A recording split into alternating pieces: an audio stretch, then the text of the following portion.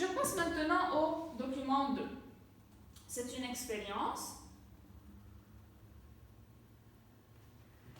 Bon, dans le document 2, une recherche expérimentale pour connaître les besoins des plantes. Dans la classe, nous avons placé un pot contenant des jeunes plantes de blé à la lumière, pot 1, et l'autre à l'obscurité. Donc, on a deux jeunes plantes de blé, l'une est exposée à la lumière et l'autre est à l'obscurité. Quelques jours plus tard, on remarque que les plantes de blé du pot 1 se sont bien développées et les plantes de blé du pot 2, elles se sont fanées, elles sont mortes. Je commence par 1 et on va écrire les résultats parce que sur le livre, ils ne les ont pas écrits. Pendant un mois, nous avons suivi la croissance et le développement de ces plantules de blé. Vous allez écrire que 1, ici, 1 se développe et 2 jaunissent et meurent. C'est là que vous allez les écrire, désolé. Ici, vous écrivez résultat, ici, se développe et là, jaunissent et meurent. Ok, EB4. Aussi, vous allez écrire les ressemblances.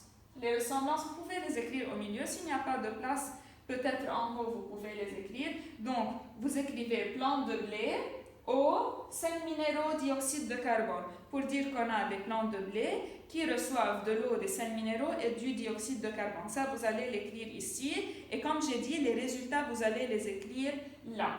Quelle est la variable? La variable, c'est ce qui est présent d'un côté mais absent de l'autre. Qu'est-ce qui est présent ici et absent là-bas? C'est la lumière ou bien l'obscurité. On écrit la lumière.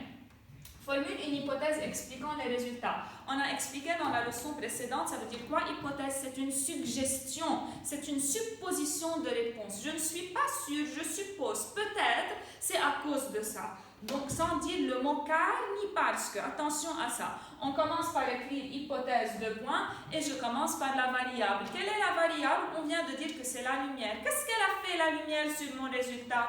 La lumière du soleil est indispensable à la vie. Vous remarquez ici, j'ai parlé de la vie et non pas du développement. Pourquoi? Parce que dans le résultat, j'ai écrit que l'une se développe et l'autre meurt.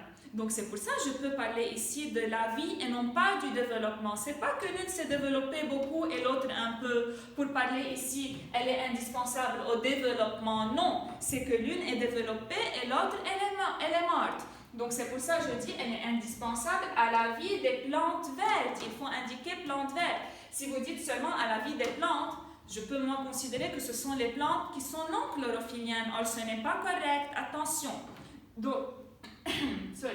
Donc, une hypothèse expliquant les résultats, c'est une suggestion qui explique pourquoi j'ai obtenu ce résultat. Pourquoi dans le premier pot, elle s'est développée et dans le deuxième, elle est morte. À mon avis, moi, je suppose que peut-être parce que la lumière est indispensable à la vie des plantes vertes. On passe à l'analyse maintenant. Bien sûr, on commence par les ressemblances, puis différence qui est la variable. Écoutez, EB4, moi je donne les réponses, mais avant de les copier, essayez vous-même de les faire seuls, sans copier la réponse et après corriger ce que moi j'ai tapé ici au tableau. Donc, quelles sont les ressemblances? Deux pots 1 et 2 contiennent des plantes de blé, reçoivent de l'eau, des sels minéraux et du dioxyde de carbone. On a 4 ressemblances. La différence, c'est la variable. Le pot 1 est exposé, ajoutez l'accent, exposé à la lumière alors que le pot 2 est à l'obscurité. Une semaine plus tard, vous allez ajouter donc ici une semaine plus tard, c'est pas quelques jours, c'est pas grave. Les plantes de blé du pot 1 qui est exposé à la lumière. Donc on a insisté sur la variable, se développe, tandis que les plantes de blé du pot 2 qui est à l'obscurité aussi, j'ai insisté sur la variable, jaunissent et meurent. Que peut-on en déduire? Dans la déduction, on va parler de la variable et qu'est-ce qu'elle a fait sur mon résultat? C'est comme l'hypothèse, la lumière est indispensable à la vie des plantes de blé. Donc vous allez me dire pourquoi ici tu as mis plantes vertes et plantes de blé, ça va, on peut le dire parce que les plantes de blé sont des plantes chlorophyllliennes. Je passe au document 3. Aussi c'est un exercice, c'est une expérience. Un élément nutritif invisible mais indispensable, l'importance du dioxyde de carbone. On a deux pots, 1 et 2. Le premier pot reçoit du dioxyde de carbone, le deuxième ne reçoit pas du dioxyde de carbone, mais vous remarquez que les deux sont exposés à la lumière, reçoivent de l'eau, des sels minéraux et ce sont des plantes vertes. Quelle est la variable? Donc vous allez ajouter avant les ressemblances au milieu. Ici, au milieu, vous allez écrire plantes chlorophylliennes, eau, sels minéraux et lumière. Ce sont les ressemblances. Et en bas, vous allez écrire les résultats quelques jours plus tard. Ici, se développe et là, meurt. Donc, quelle est la variable EB4? C'est très clair, c'est le dioxyde de carbone. Formule une hypothèse expliquant les résultats. On ajoute hypothèse 2 points. Attention, toujours on écrit hypothèse 2 points. Et on parle de la variable, le dioxyde de carbone est important pour la vie des plantes chlorophylliennes. Aussi, pourquoi j'ai parlé de la vie et non pas du développement? Parce que dans le résultat, l'une se développe et l'autre va mourir. C'est pour ça que je parle de la vie. Donc l'hypothèse est une supposition. Je suppose, je ne suis pas sûre. Je dis le dioxyde de carbone est important pour la vie. Je ne dis pas je pense à mon avis. Non, ne compliquez pas. Hypothèse 2 points et je parle de la variable, bien sûr sans dire ni car, ni parce que, ni mais. Ok, EB4? L'analyse aussi, ressemblance, différence, connecteur et résultat en insistant sur la variable. Quelles sont les ressemblances? On a 2 pots 1 et 2. Les deux contiennent une plante chlorophyllienne, de l'eau, des sels minéraux et sont exposés à la lumière. Bien sûr, ajouter les accents. Exposés à la lumière. Le pot 1 reçoit du dioxyde de carbone, donc ici je parle de la variable qui est la différence, alors que le pot 2 n'en reçoit pas. Résultat, quelques jours plus tard, la plante du pot 1 qui reçoit du dioxyde de carbone, j'ai insisté sur la variable, elle se développe, alors que celle du pot 2 qui ne reçoit pas du dioxyde de carbone meurt. Que peut-on en déduire? La déduction, c'est comme l'hypothèse. Je parle de la variable et ce qu'elle a fait sur mon résultat qui est écrit dans le document, pas dans ma tête. Attention, le dioxyde de carbone est important à la vie des plantes vertes. On passe aux activités. Comment as-tu pu montrer que la plante fabriquait de la matière organique? J'ai déjà dit cela au début de la leçon. Comment j'ai pu savoir que cette plante qui est là a fabriqué de la matière organique? Regardez, parce qu'elle a grandi. Puisqu'elle a grandi, ça veut dire qu'elle a fabriqué de la matière organique. L'activité numéro 2, en utilisant les documents 2 et 3, les deux expériences, fais la liste des éléments indispensables à la plante pour grandir. Quels sont les éléments indispensables? C'est comme une conclusion, une synthèse. Les éléments indispensables pour grandir et se développer sont l'eau, sels minéraux, dioxyde de carbone, en présence de la lumière. C'est une condition et non pas un élément nutritif.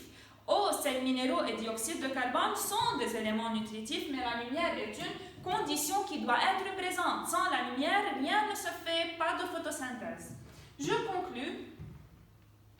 Rédige une phrase qui indique les éléments nécessaires à une plante verte pour produire de la matière organique. On répète la même idée. Pour produire de la matière organique, elle a besoin de l'eau, des sels minéraux, du dioxyde de carbone, en présence de la lumière. Bien sûr, vous allez aussi retenir le bilan, page 96, c'est celui de la leçon 31, des plantes qui ne survivent pas aux vacances. Je vais le lire rapidement. Pour se nourrir, les plantes vertes prélèvent également, grâce à leurs feuilles, le dioxyde de carbone présent dans l'air. La lumière est une condition indispensable à la vie des plantes vertes. Sans lumière, les plantes meurent. Comme on a déjà dit, sans lumière, pas de photosynthèse, rien ne va se passer, pas de fabrication de matière organique. Maintenant, on va faire un petit exercice supplémentaire qui est la page 97. On va transformer un schéma en un texte. Je répète rapidement, pour transformer un schéma en un texte EB4, quelles sont les règles à suivre avant d'écrire la réponse?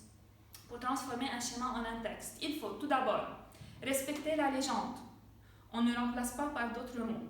Utiliser toutes les informations qui sont écrites devant nous et rien ajouter de chez nous, même si c'est correct, on n'ajoute aucune information de notre tête. Regardez un peu le schéma de la page 97. C'est celui-là. C'est celui-là, celui qui est en haut qu'on va travailler. Et vous allez oublier cette partie qui est ici. Ça, vous allez l'oublier parce que vous ne l'avez pas encore étudié. Donc, c'est ce schéma que vous allez transformer en un texte.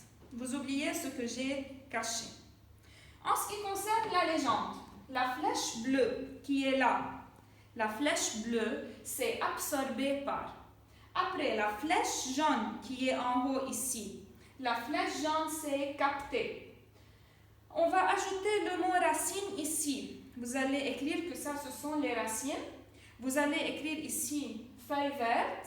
Vous allez écrire que ça, c'est un oiseau. Et vous allez écrire le mot chat. Ensuite, la flèche noire signifie manger par. Donc, c'est la légende.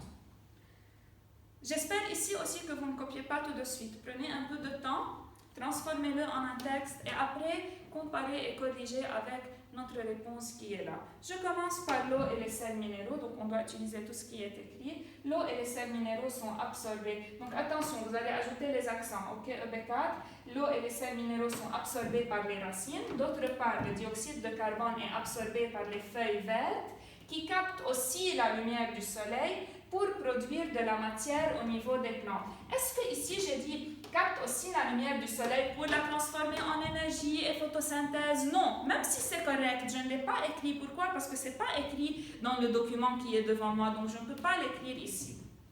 Pour produire de la matière au niveau des plantes, les fruits des plantes vertes, je n'ai pas dit cerise, je n'ai pas dit je ne sais pas quel fruit parce que ce n'est pas écrit. J'ai dit les fruits des plantes vertes seront mangés par l'oiseau qui lui-même sera mangé par le chat.